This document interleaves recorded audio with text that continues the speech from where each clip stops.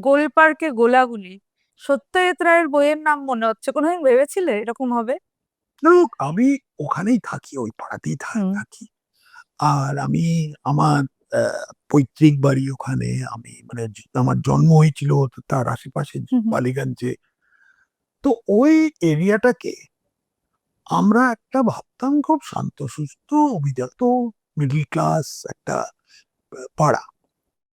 তো ওখানে একজন সোনা পপ্পু বলে একজন এই ধরনের সন্ত্রাস চালাবে আমরা হুম। কোনোদিন ভাবতেও পারিনি।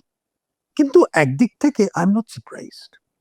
যখন হাওড়াতে সেদিন পড়লাম যে একজন দিন দুপুরে একজনকে গুলি করে মেরে দিল, সেটা আবার সিসিটিভি বা ভিডিও কোনো একটা জায়গায় ভাইরাল হয়ে গেছে মানে পুরো। সবাই দেখলো হুম। কিরকম ভাবে হচ্ছে। এই ধরনের অনেক কিছুই আমরা দেখছি। তো it was only a matter of time. তুমি এটা কি মানে তুমি ভাবছো কি অভিজাত পাড়া আছে বলে কি সেটা ইনসুলেটেড থাকবে? সেই ব্যারিয়ার গুলো ভেঙে গেছে, ভেঙে যাচ্ছে এক এক করে।